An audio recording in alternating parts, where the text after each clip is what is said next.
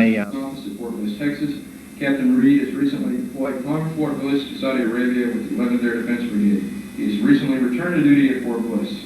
The purpose of today's interview is to gain some of the impressions and knowledge of the Saudi Arabian deployment from Captain Reed. Before starting the interview, the following administrative points need to be made. Number one, this is not a classified interview. We will not address any sensitive issues.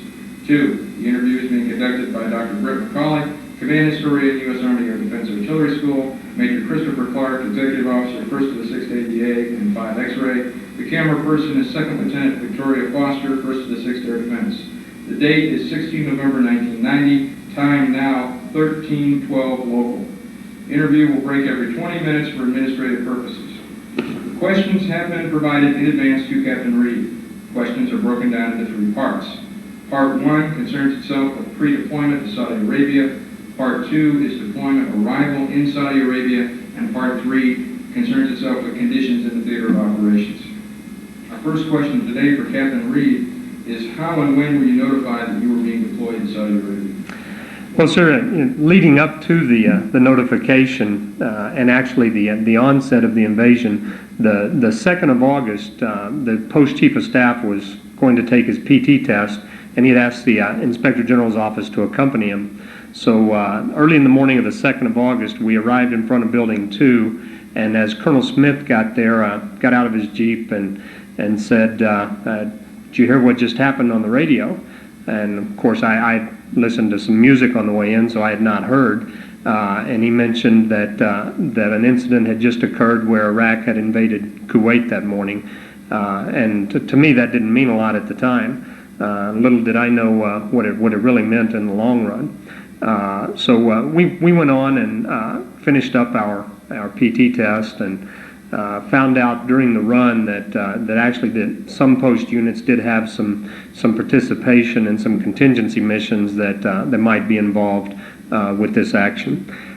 Still I was pretty much unsuspecting. Then at the end of that day, took off on leave on the 4th of August. A couple of days later, found out while I was on leave, actually with the in-laws in San Francisco, up in Marine World, got back, and my mother-in-law told me that the office had called and that I had to call back to the office immediately. Called the office, spoke with Colonel Kay, and gave me instructions that I had to get back to Fort Bliss immediately. So the very next day, the 10th of August, I returned to Fort Bliss and ultimately found out that I would be involved in some capacity with one of the deploying units. Okay, which deploying unit were you attached to? Sir, it was 11th Brigade. Initially, I went over to 11th Air Defense Brigade after arriving back at Fort Bliss on the 10th, and I thought I would report in on Friday the 10th and go to work on Monday, but lo and behold, I was in for a busy weekend. Immediately started on Friday the 10th with my duty in the S3 shop of 11th Brigade. My duties ranged mostly in the Brigade S3 and Assistant S3 arena, though throughout the entire tour I did several Inspector General activities and several activities that looked at systems that ran throughout different staff sections. Hey, could you describe for us the preparation for overseas movement, the POM you went through? I'm assuming it was what, 11th Air Defense Brigade? Yes, sir. Actually, I missed the POM with 11th Brigade, and I ended up having to go with some other units on a different date because 11th Brigade had done theirs before I had arrived back. But the POM itself, even though the units were varied on the day that I went, was very well done. I called it kind of a one-stop shop for everything. We had ID tags made there, ID cards. If you had a tattered one, they'd make you a new one. Anything you needed done with your finance records would be taken care of on the spot. Everything from wills to powers of attorney, all kinds of legal matters were addressed. Everybody got at least one shot, the Gamma Goblin shot. Kind of an amusing anecdote on that one, if you will, sir. I playing with the Ranger tab a little bit. I busted line and said, "Hey, I'm only going to the front of the line so that I can take all of your shots for you." Talking to all the soldiers that were in line already, and they said, okay, good deal, you can take mine for me. And so then I got up at the front and acted very macho, and then I'd already planned this, and because I saw somebody else do it before and thought it was very humorous. As soon as the nurse shot me with the needle, I started crying and screaming, and everybody in line panicked at first until they realized I was just kidding them. It was just kind of something to break the ice with a lot of the soldiers who were apparently apprehensive about what might be coming up with them.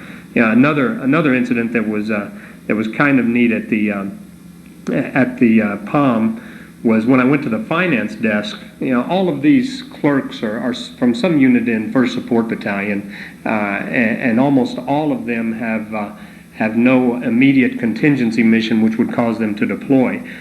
So when I went up to the finance table, there were 2 young clerks there, and they asked what unit I was in, and I mentioned HHB 1st Support Battalion, and one of them screamed, and the other one, you could detect the immediate panic because they thought that all of a sudden 1st Support Battalion in total was going to Saudi Arabia. Okay, was the POM sufficient, in your opinion, to take care of the troops? Were there any deficiencies or lacking that you found and noticed? Well, sir, I thought everything at the time was perfect, very well done, and I could not think of anything at the time that should have been added. But in retrospect, and kind of a lessons learned, there were a couple of things that might have made the system a little better. When we went through a finance review, those soldiers that were getting a laundry deduction, would have been a smart idea to go ahead and identify them on a list so that when and if they did actually deploy, their laundry deduction of $12 a month could automatically be stopped. Another one that might have been very important to identify was any soldiers who had already come very close to going over in leave, because with the deployment of the soldiers, they're authorized a special leave accrual, and had they been identified at that time, it might have been easier to both manage their leave and manage the documentation necessary to get that leave accrual returned to them at the end of the fiscal year. Okay. As the Inspector General, really, for that 11th Brigade, you had an opportunity to see a great many troops. Could you talk about their morale, at least in the pre-deployment phase? When I was thinking about this question a little bit, I tried to categorize them as I saw them, because as you mentioned, I did see all types, and I started giving them names, but I couldn't think of really a good name to call each of the types of people I saw, so I call them Type A, Type B, Type C, and Type D. The first type was the kind of guy that was a realist. They knew that our being there was going to deter a war. We all hoped that we didn't have to fight, and these were the types that wished they didn't have to fight.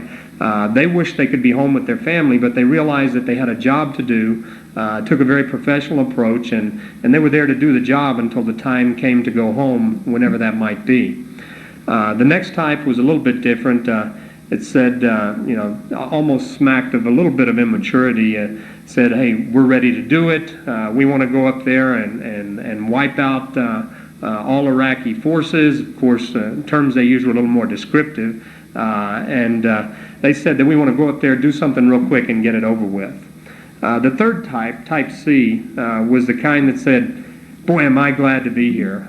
I need to be here to get a good OER and a good NCOER and have a good career. I hope they give me a job in the frontline unit so I can be closer to the action and really make a name for myself. It'll make me look a lot better if I do well in a frontline unit as opposed to in a major headquarters. And on top of that, I'll get a combat patch on my shoulder.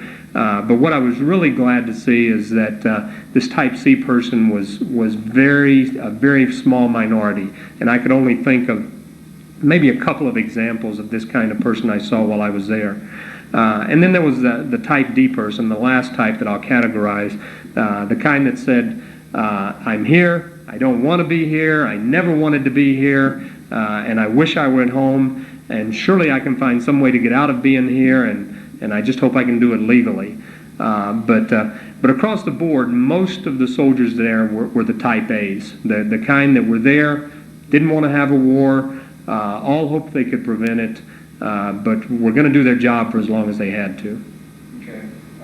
Did you get the feeling that the troops felt like they were prepared for this? It was kind of neat. As you mentioned, I went to each of the units, and one of the questions that I asked them to try to feel out their morale and feel out problems with the units was just that. Are you ready to be here? Is there any other unit that you would rather be in? Some other unit that you think does a better job? And almost across the board, not just every unit, but almost every soldier said, not only am I glad to be in this unit, but I wouldn't want to be in any other unit in this brigade or any other brigade. And that spoke very well of all the leadership. The surprise of that, with the competition among units, there's always going to be one battery or maybe even another battalion where they would like to go. But I just didn't see it with any of the units I visited. Okay. Was there any one common problem that arose during the pre-deployment period? The only thing that I could point out on this was that in the cutbacks that we've had in the Army in the recent past, many of the cuts have been geared to the assistants. They say, look, if you've got a guy in charge and he does a good job, a guy or a girl, of course, and they do a good job, you don't need an assistant. You don't need a deputy commander or an assistant S4. And when you've got a lengthy deployment, especially at the brigade level, when over a period of actually several months your units deploy, being one deep in critical staff sections ends up presenting problems. With 11th Brigade specifically, where I spend most of my time, they were able to overcome any of these perceived problems by either quickly training the new person that stepped in to fill the assistant role, or by getting expertise from some other unit brought in to fill a slot. But the overall lesson learned in my book is that when you've got a critical contingency mission such as this, being one deep is not going to be a good long-term solution. And that would be the most significant.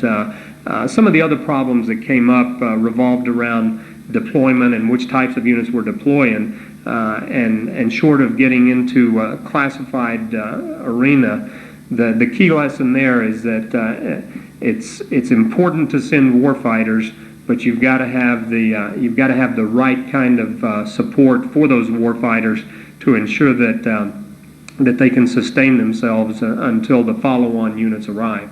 But other than that, so those are the key lessons. Okay, we'll go into phase 2 now, the deployment of arrival. Dr. McCauley will ask you a few questions on that portion. Captain Reed, can you describe for us the scene at the Ag-Ag at Biggs Army Airfield during the time that you were departing?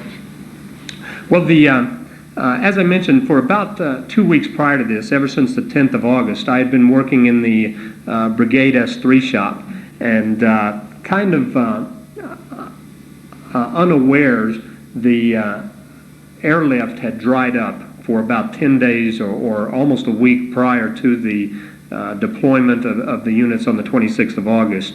So I took off with the family. I was getting ready to go shopping at the mall. I had almost a day off, a full 24 hours.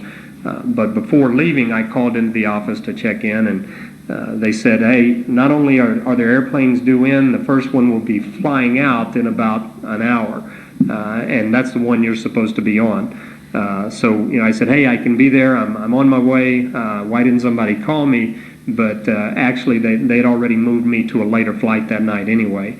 So I arrived at the airfield, and it's amazing, because regardless of how long you've known about it, and in my case, I knew for sure I was going for over 2 weeks. But regardless of how long you know, you're always going to forget something. Either you're going to forget something that you really need to have, or you're going to think of one other thing that, oh boy, it'd be nice to have that. And when you're trying to fit it all into 2.5 bags, it's kind of hard to do. But at the DAG itself, you had a lot of family members there to see their spouses off. Some tears, a lot of uncertainty on everybody's part, both the family members and the soldiers. Soldiers all had a lot of butterflies. You could tell it by the looks in their eyes. I had butterflies, so I knew how they felt. But finally, when the time came to load up, we all knew that it was time to go, and that's when the last hugs were all given to the families, and short of some problems with the aircraft, everything went real smooth all the way up to the actual takeoff time. Captain Reed, how did you fly to Saudi Arabia, on military aircraft or commercial aircraft? It was military aircraft. We flew on a C-141. I was the aircraft commander because it was only a very small manifest of passengers, a total of about 24 personnel. Most of the other passengers were tactical directors from some of the Patriot units, as well as a Stinger platoon from 562. We were all scheduled to fly into Dhahran. The C-141 itself can be equipped with real passenger seats, but because this one was full with cargo, we all sat in web seats. And for those that have flown, it was a typical web seat configuration. Everybody's right next to each other, and after you've been in the plane for a couple of hours, you look around and everybody's got their head on the next guy's shoulder. So it was kind of a good chance to get to know some of the other people that we were going to be flying with, because it was such close quarters. How did you find the morale of the people you were flying with during the departure and the flight? Well, the morale throughout the whole flight was very high-spirited. You put anybody in a place where they're going to sit for hours on an airplane, then of course everybody dozes off. But when they were awake, there was a lot of pacing, and we're going to be there. What are we going to do when we get there? And of course, this was only 25 people, but there's also the fear that what if we don't land properly, if we don't get to where we're supposed to go, and God forbid we should be shot down en route. I kind of felt a responsibility for the safety and the survival of the other passengers on the plane, and I'd never really felt like that before, so it was kind of peculiar for me.